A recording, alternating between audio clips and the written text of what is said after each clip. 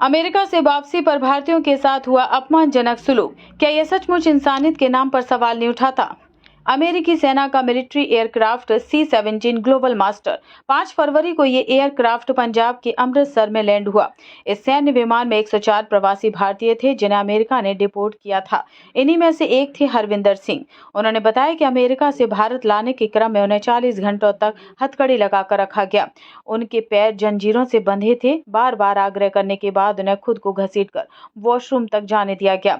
हरविंदर बताते हैं कि अमेरिकी क्रू के लोग शौचालय का दरवाजा खोलकर उन्हें अंदर धकेल देते थे।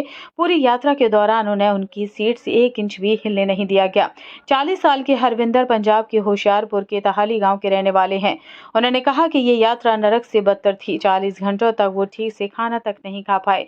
उन्हें हथकड़ी लगाकर खाने को मजबूर किया गया। बता दें कि अमेरिका जाने से पहले हरविंदर और उनकी पत्नी कुलजिंदर दूध बेचकर अपना गुजारा करने के लिए संघर्ष कर रहे थे। उनका 12 साल का एक बेटा और 11 साल की एक बेटी है। अचानक एक दूर के रिश्तेदार ने 42 लाख रुपए के बदले में हरविंदर को कानूनी तरीके से 15 दिनों में अमेरिका ले जाने की बात की। जून 2024 में इस परिवार ने अपनी 1 एकड़ जमीन गिरवी रख दी। उनके पास कुल इतनी ही जमीन है। इसके अलावा उन्होंने कुछ लोगों से ऊंची ब्याज दरों पर कर्ज भी लिया था। हरविंदर से वादा किया गया था कि उनको कानूनी तरीके से अमेरिका पहुंचाया जाएगा, लेकिन एजेंट ने डंकी रूट का इस्तेमाल किया। वहीं कुलजिंदर बताती हैं कि 8 महीनों तक उनके पति एक देश से दूसरे देश भेजा जाता रहा, ऐसे जैसे वो किसी खेल का मोहरा हो। इस मुश्किल समय के दौरान हरविंदर ने कई वीडियो रिकॉर्ड किए और अपनी पत्नी को भेजे। 15 जनवरी को आखिरी बार दोनों की बात हो पाई थी। इसके बाद हरविंदर का अपने परिवार से संपर्क टूट गया।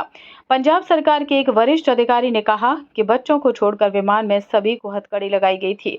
कुछ महिलाएं रो रही थीं। अधिकारी ने कहा कि उन्होंने उन लोगों को दाल, चावल, रोटी और सब्जी सहित गर्म भोजन की थाली दी। बच्चों को बिस्किट, जूस और रंग भरने वाली किताबें भी दी गई। ऐसा लगा कि उन्हें कई सालों के बाद गर्म और ताजा खाना मिल रहा हो।